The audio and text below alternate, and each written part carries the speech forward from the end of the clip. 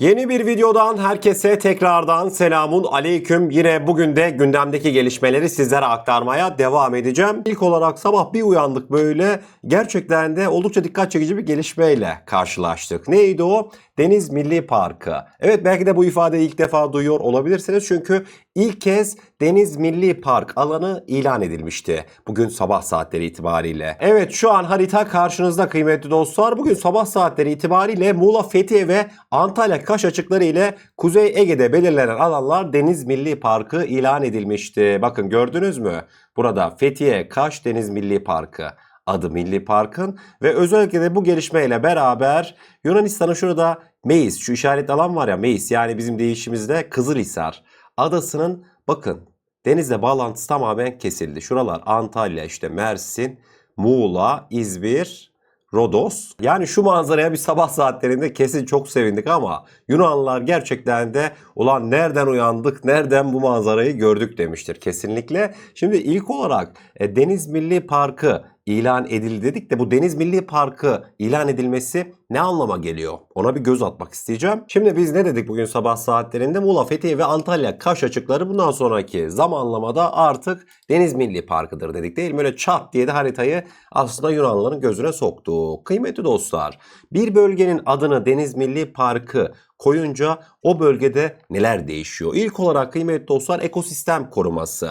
Yani örnek veriyorum, deniz canlıları, denizde işte yaşamı oldukça zorlaşan veyahut da nesli tükenmek durumunda olan bazı canlıların korunması açısından oldukça faydalı bir gelişme. Yani aslında hani çok kez karşınıza çıkmıştır işte Milli Parkı diye, örnek veriyorum işte Beyşehir Milli Parkı bizim burada. Kısacası aslında Milli Park ilan edilince oradaki doğa korunmuş olur. Bizi asıl ilgilendiren kısım burası değil. Çünkü Yunanistan'ı rahatsız eden asıl kısım burası değildir, eminim. Kıymetli dostlar, faaliyet kısıtlamaları oluyor. Milli Park olarak ilan edilince bu deniz alanı görmüş oldunuz. Ne oluyor? Orada böyle kafanıza göre ticari balıkçılık faaliyetinde bulunamıyorsunuz. Devamında işte deniz madenciliği, dip tarama, bunların hiçbirisini kafanıza göre yapamıyorsunuz. Bu gelişmeyle beraber şu güzergahtan ne geçiyordu hatırlayacağınız üzere, böyle işte Yunanistan, Rodos, oradan Güney Kıbrıs kesimine, Larnaka'ya ne gidiyordu? Bunların elektrik kablo hattı gidecekti hatırlayacağınız üzere.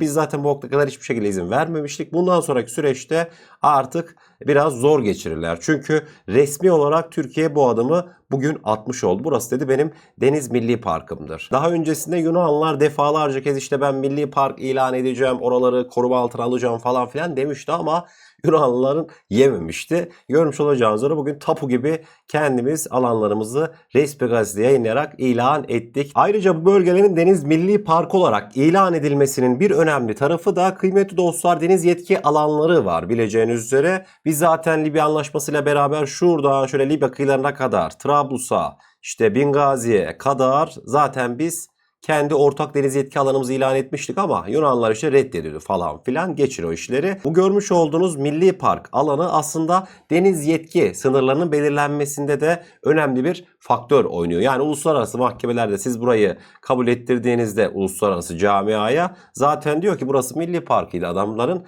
Bundan dolayı işte deniz yetki alanında burası olabilir tarzında önemli bir etkiye sahip bu Milli Park olarak ilan edilme olayının. Şimdi tabii Yunanistan ne yapacak, ne edecek? Bir şey yapacakları da yok da kuru kuru işte laf salatası. Maksat işte dostlar pazarda görsün. Türkiye'nin bu adımı Yunanistan tarafından nasıl karşılandı? Şu an karşınızda bugün sabah saatlerinde hemen yayınlanan Yunanistan Dışişleri Bakanlığı'nın işte bugünkü olaylara yönelik açıklaması var. Ne demişler? Dışişleri Bakanlığı'nın 2 Milli Deniz Parkı'nın ilanına ilişkin 15 Ağustos tarihli Cumhurbaşkanlığı kararları hakkındaki açıklaması. Öyle alt kısımlara indiğimizde Türkiye 15 Ağustos tarihli Cumhurbaşkanlığı kararnameleriyle bugün resmi gazetede yayımlayarak Kuzeydoğu, Ege ve Doğu Akdeniz'de Türk karasularının ötesine uzanan 2 milli deniz parkı ilan etti demiş işte. Uluslararası hukuka göre hiçbir şekilde bu doğru bir şey değildir. Bakın, tek taraflı olarak deniz koruma alanları kurma hakkına sahip değildir falan filan. Devamında işte Türkiye'nin de kendi deniz yetki alanları dışındaki bölgelerde tek taraflı olarak milli deniz parkları kurması oldu bitti yaratamaz ve uluslararası hukuktan doğan hakları hiçbir şekilde etkileyemez. Neymiş? Ege ve Doğu Akdeniz'deki bu olaylar uluslararası hukuku ihlal eder, zırvalamışlar. Son kısımda da Yunanistan egemenlik haklarını korumak, deniz hukukunda öngörülen açık deniz özgürlüklerini güvence altına almak ve uluslararası hukuka uygun olarak deniz çerçevesini korumak için tutarlı ve kararlı bir şekilde hareket etmeye devam edecektir diye Yunan Dışişleri Bakanlığı böyle bir açıklama yapmıştı. Ben size bir şey diyeyim mi? Vallahi normal şartlarda Yunanistan Dışişleri Bakanlığı böyle bir açıklamayı dahi yapmaz. Çünkü kendileri de çok iyi biliyorlar. Ne yapacaksın yani? Gelip Türkiye'ye savaş mı açacaksın? İşte Türkiye bunu ilan etti, biz bunu tanımıyoruz. Savaş başlasın mı diyeceksin? Yok. Kendileri de çok iyi farkında bu olayları, bu haklı sebeplerimizi engelleyemeyeceklerini, ama maksat işte Yunan halkının, Rum halkının gazını alalım. Yani yoksa ellerindeki hükümet düşer. Anladınız mı? Zaten bileceğiniz üzere yani iki farklı ülkede kendi iktidarlarını artık Türkiye düşmanlığıyla besleyen bir yönetim var. İşte Yunanistan'da Mitsotakis, İsrail'de de Netanyahu. Birazdan geleceğiz. Netanyahu tam da bu dediğimi bugün yaptı yani. Seçim az kaldı İsrail'de. Devamında kıymetli dostlar, dün gece saatlerinde Trump'ın açıklamaları bayağı bir gündem oldu. Trump özellikle de Mekke Anlaşması'na yönelik bazı ifadeler kullanmıştı. Suudi Arabistan, Türkiye ve Pakistan'ın son zamanlarda ve nihayet Mekke Ortak Savunma Anlaşması'nı imzaladığını görmekten çok mutluyum. Bu Orta Doğu'nun bir araya geldiğini gösteriyor ve ülkelerin nihayet kendilerini daha anlamlı bir şekilde savunabilmelerini sağlayacak. Belirtilen 3 ulusun büyük liderliğine tebrikler. Bu büyük, cesur ve önemli bir adım diye Trump açıklamalarını sonlandırmıştı. Şimdi kıymetli dostlar, özellikle de bu mevzuda şu kısım bayağı bir dikkatimi çekti. Bakın, ülkelerin nihayet kendilerini daha anlamlı bir şekilde savunabilmelerini sağlayacak. Biz kime karşı kurduk bu ittifakı? Yani bu ittifaktan en çok kim rahatsızlık duydu? Birincisi İsrail, ikincisi İran değil mi? Şimdi baktığınız zaman ulan zaten senin o her zaman arkasını topladığın İsrail'e karşı biz bunu kurduk.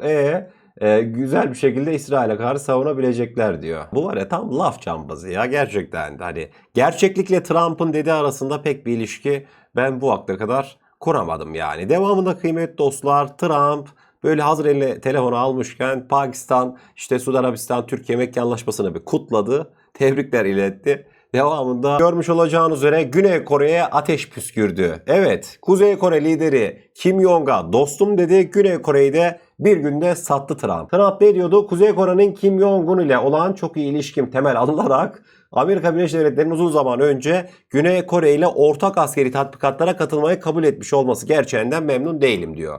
Yani eskiden biz tatbikatlar yapıyorduk. Şimdi diyor bu durum beni rahatsız ediyor diyor. Bu tatbikatlar sadece maliyet değil, bu maliyetlerin büyük bir kısmı işte Amerika tarafından karşılanıyor.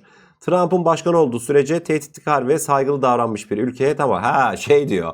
İşte Kim Jong Trump başa geçtikten sonra öyle saygılı davrandı yani Amerika'ya atıp tutmadı veyahut da işte Güney Kore'ye atıp tutmadı ama biz buna rağmen gittik onlara karşı tatbikatlar yaptık milyarlarca dolar harcayarak diye. Bu nedenle ve iptal etmek için çok geç olduğu gereğine dayanarak Savaş Bakanı'na ben bu ortak harekatları yapmak istemiyorum. Ortak tatbikatlar bundan sonra azaltılsın diye bir talimat verdim diyor Trump. Son kısım aslında bu cümleleri niye kurduğunu açıklıyor Trump'ın. Biraz ilgisiz olsa da soru işareti çok ilgili aslında Trump'ın açısından. Son zamanlarda Güney Kore Cumhurbaşkanı'na İran İslam Cumhuriyeti'nin nükleersizleştirilmesinde bize katılmak isteyip istemedikleri sordum ve onlar yok hayır teşekkürler dediler. Bu konuya gösterdiğiniz ilgi için teşekkür ederim. Mevzuyu anladınız değil mi?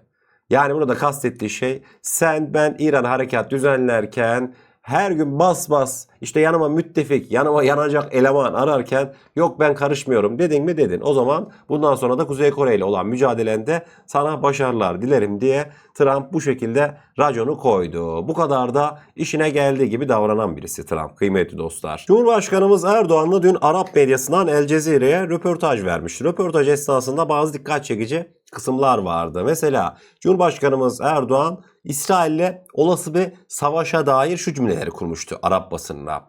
Savaş hakkında konuşmuyor, barış hakkında konuşuyoruz. Ama eğer biri Türkiye'yi barış değil savaş için saldıracaksa Türkiye o savaşı yapmaktan çekinmez ve ondan kaçmaz. Bunu tam bir netlik ve samimiyetle söylüyorum diye Cumhurbaşkanımız Erdoğan Netanyahu'ya uyarılarda bulunmuştu. Şunu da belirteyim, Cumhurbaşkanımız Erdoğan'ın bu El Cezire'deki canlı yayını yani 3,5-4 milyon Arap tarafından sadece X'te yani takip ediliyordu. Onu belirtmek isterim. Çok büyük bir ilgi vardı Cumhurbaşkanımız Erdoğan'ın açıklamalarına yönelik. Ben size videonun başında ne dedim? İki tane devlet var. Hep böyle Türkiye düşmanlığıyla, Cumhurbaşkanımız Erdoğan düşmanlığıyla kendi iktidarlarını sağlamlaştırmak istiyorlar diye. Bakın kıymetli dostlar. Netanyahu kendisi sosyal medyada paylaştı kendi hesabından. İşte Tel Aviv sokaklarında görmüş olduğunuz posterler geziyor. Ne diyorlar? Onların galip gelmelerine izin vermeyin.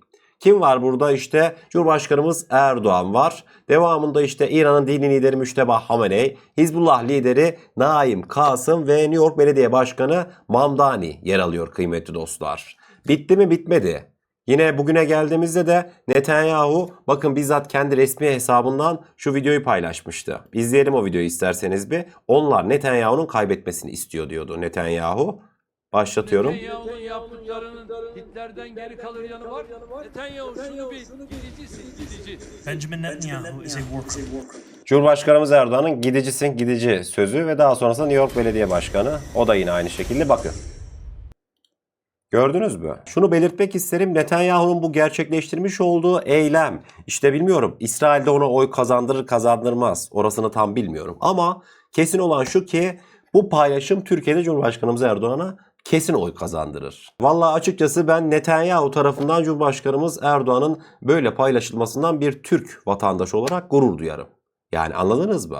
Kendi içinde iktidarını sağlam almaya çalışırken aslında Netanyahu farkında olmadan Cumhurbaşkanımız Erdoğan'ın destekçi sayısını artırıyor yani. Onu belirtmek isterim. Şimdi öyle bir haber karşınıza gelecek ki ABD Hava Kuvvetleri'nde bu törenler ünlüdür. Nedir bu törenler? İşte Hava Kuvvetleri'nden yeni mezun olan öğrenciler bir etkinlik esnasında, bir slide gösterisi esnasında kullanacakları savaş uçaklarını görürler. Kendileri işte kimisi F-16 kullanır, kimi F-15, F-22, F-35 falan filan sevinirler, tebrik edilir, kutlama yapılır. Kıymetli dostlar, bu görüntüde Türkiye'yi ilgilendiren kısım ne mi?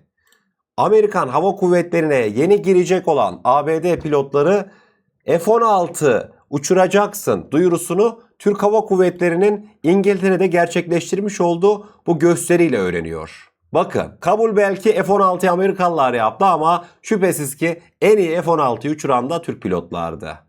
ABD'li yeni pilot adayları bile Türk pilotlarının bu uçuşunu görerek kutlama yapıyorlar.